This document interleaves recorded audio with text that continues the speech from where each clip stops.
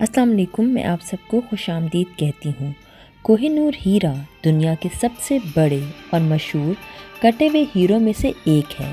ये गालिबन जनूबी हिंदुस्तान में 1100 से लेकर 1300 के दरमियान पाया गया था। पत्थर का नाम फ़ारसी है जिसका मतलब है रोशनी का पहाड़, और इसके हैरान कुन साइज़ से भी मुराद हो सकती है।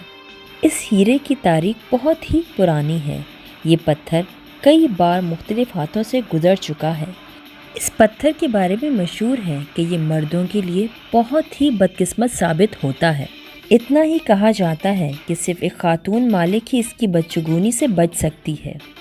इस पत्थर पर हिंदुस्तान और पाकिस्तान दोनों ही की लड़ाई चलती रहती है, लेकिन इस वक्त कोहिनूर अपने मौजूदा मालकान बरतानवी शाही ख़ानदान के लिए काबिल मज़म्मत है। इस पत्थर की तारीख के बारे में बहुत सी रवायात पाई जाती हैं। कुछ लोगों का मानना है कि इस पत्थर का ताल्लुक मेसोपोटामिया से है और ये पत्थर कई हज़ार साल पुराना है, लेकिन बहुत से मौरख़ीन इस बात को रद्द करते हैं। जबकि बहुत से मौरख़ीन का ये भी मानना है कि ये हीरा गोलकंडा के कानों से निकला था। लेकिन मज़े की बात यह है कि इस पत्थर का पहली दफ़ा तज़किरा बाबर के दौर में हुआ, जब हिंदुस्तान में मुग़ल सल्तनत का क़याम हुआ। इस पत्थर का जिक्र हमें बाबर नामा में मिलता है। बहुत से लोगों का मानना है कि हो सकता है बाबर को ये तोहफ़तन किसी जंग की फ़तह के तौर पे मिला हो। फिर इसके बाद हमें ये भी तज़किरा मिलता है कि बाबर कोहिनूर हीरे की बात नहीं कर रहा था, बल्कि वो किसी और हीरे की बात कर रहा था। लेकिन फिर बहुत से लोगों का ये भी मानना है कि ये बाबर के जानशीन को ग्वालियर के राजा ने तोहफे के तौर पे दिया था जब उसने पहली पानीपत की जंग लड़ी थी।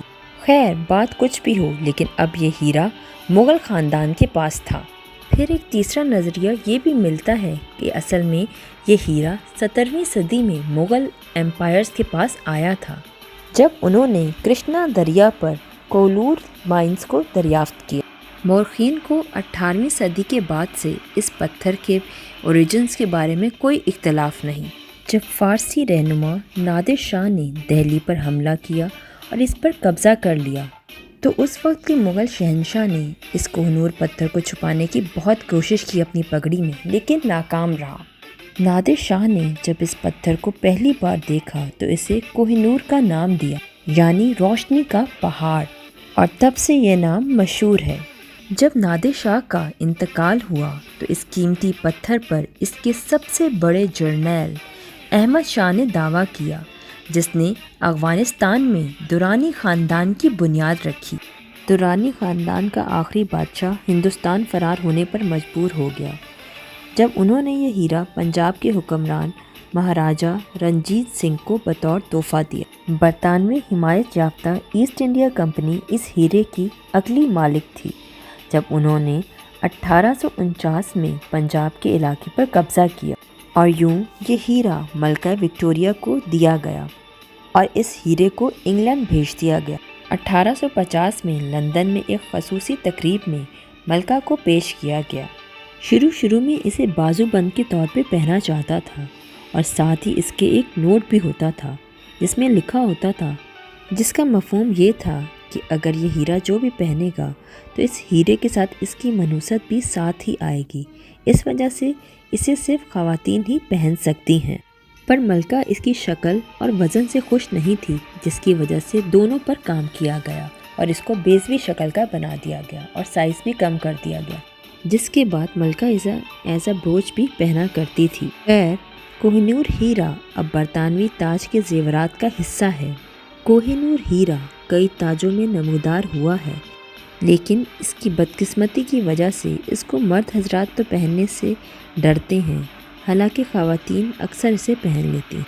और यूं ये हीरा हिंदुस्तान से बरतानवी शाही ख़ानदान के पास मुंतकिल हो चुका है। मौजूदा दौर में ये हीरा क्वीन एलिज़ाबेथ दोम के ताज पर जड़ा हुआ था। उनके इंतकाल के बाद पाकिस्तान, इंडिया, ईरान और अफ़गानिस्तान सब इस हीरे पे अपना हक जमाने के लिए लड़ रहे हैं, और उनका मानना है कि ये हीरा हमारी प्रॉपर्टी है।